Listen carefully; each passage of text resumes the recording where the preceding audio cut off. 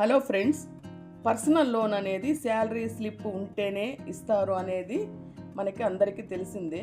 కానీ salary slip లేకపోయినా personal loan ఏవి ఉంటే ఈ పర్సనల్ లోన్ ఇస్తారు అనేది మనము ఈ వీడియోలో చూద్దాము. పర్సనల్ లోన్ పొందడం ఇప్పుడు సులభం.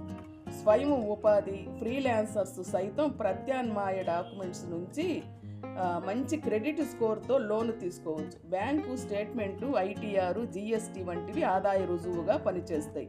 ఇవి 3 కంపల్సరీగా ఉండాలి. మనకి ప్రత్యామ్నాయాలు ఉంటాయి. ప్రైవేటు బ్యాంకులు, ఎన్బిఎఫ్సిలు, డిజిటల్ యాప్లు రుణాలు ఇస్తూ ఉంటాయి. కానీ డిజిటల్ యాప్లు అనేది కొంచెం మీరు జాగ్రత్త పడాలి. అన్ని డిజిటల్ యాప్లు మంచివి కావు. అయితే ముఖ్యమైన కొన్ని విషయాలు తెలుసుకోవడం చాలా ముఖ్యం. నెలవారీ జీతం లేదా ఉద్యోగం లేని వారికి బ్యాంకులు లోన్స్ ఇవ్వము అనేది ఒకప్పటి మాట.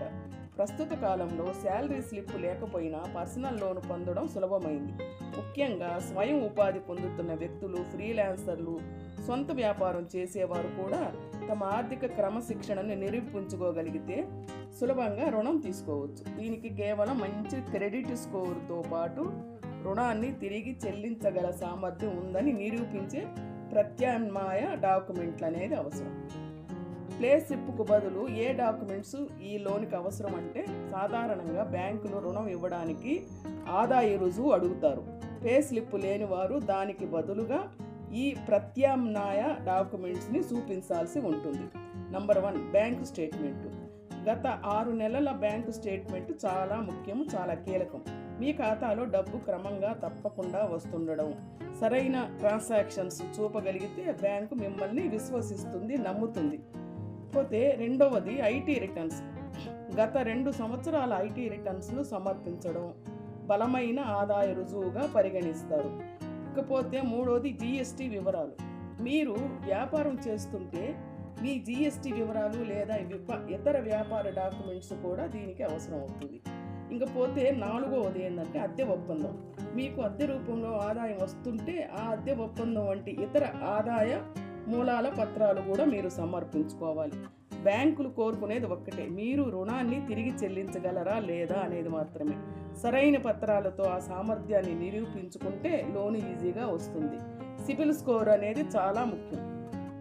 750 ప్లస్ స్కోరు అంటే మీ స్కోరు 750 కంటే ఎక్కువ ఉంటే బ్యాంకులు మిమ్మల్ని బాగా నమ్ముతాయి, లోన్స్ ఈజీగా వస్తాయన్నమాట. ఇకపోతే క్రమశిక్షణ అంటే పాత రుణాలు లేదా క్రెడిట్ కార్డు బిల్లులను సకాలంలో చెల్లించడం ద్వారా మీ స్కోరును మంచిగా ఉంచుకోవచ్చు. పోతే కో అప్లికెంట్. మీ స్కోరు తక్కువగా ఉన్నట్లయితే మంచి క్రెడిట్ స్కోరు ఉన్న కుటుంబ సభ్యులు లేదా స్నేహితుడిని కో అప్లికెంట్గా చేర్చుకోవడం వల్ల లోను లభించే అవకాశాలు పెరుగుతాయి. పోతే ఎక్కడ రుణం తీసుకోవాలి అంటే, పెద్ద బ్యాంకులు నిబంధనల విషయంలో కఠినంగా ఉంటే మీరు ఈ ప్రత్యామ్నాయాలను పరిశీలించుకోవచ్చు. ఏంటి ప్రైవేటు బ్యాంకులు? కొన్ని ప్రైవేటు బ్యాంకులు ఫ్రీలాన్సర్ల కోసం ప్రత్యేక పథకాలను అందిస్తూ ఉన్నాయి. ఎగ్జాంపుల్ ఎన్బిఎఫ్సిలు, నాన్ బ్యాంకింగ్ ఫైనాన్స్ కంపెనీలు. ఈ సంస్థలు మీ లావాదేవీలు, నగదు ప్రవాహాన్ని పరిశీలించి లోన్స్ ఇస్తాయి. డిజిటల్ యాప్లు, కొన్ని కొత్త డిజిటల్ లెండింగ్ యాప్లు కూడా అందుబాటులో ఉన్నాయి. కానీ ఇవి చాలా జాగ్రత్తగా మీరు గమనించుకోవాల్సి ఉంటుంది. ఇంకా ముఖ్య గమనిక ఏంటంటే, రుణం తీసుకునే ముందు వడ్డీ రేట్లు, ఈఎంఐలు అంటే మంత్లీ వాయిదాలు, ప్రాసెసింగ్ ఫీజు సరిగా చెక్ చేసుకోవాలి. ఈ రుణాలు తీసుకునేటప్పుడు కొన్ని ప్రమాదాలు కూడా ఉన్నాయి. పే స్లిప్ లేని రుణాల్లో కొన్ని నష్టాలు కూడా ఉంటాయి. అవైగో తెలుసుకుందాము.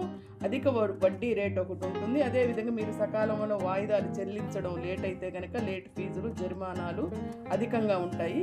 లోన్ అగ్రిమెంట్ మీద సంతకం చేసే ముందు మీరు అన్ని షరతులు చదవండి. ఏమైనా సందేహం ఉంటే ఆర్థిక సలహాదారుడితో మాట్లాడటం ఉత్తమం. 1-2 ఒపీనియన్ తీసుకొని మీరు ఇటువంటి లోన్స్ తీసుకోవడానికి మీరు ముందుకు వెళ్ళండి.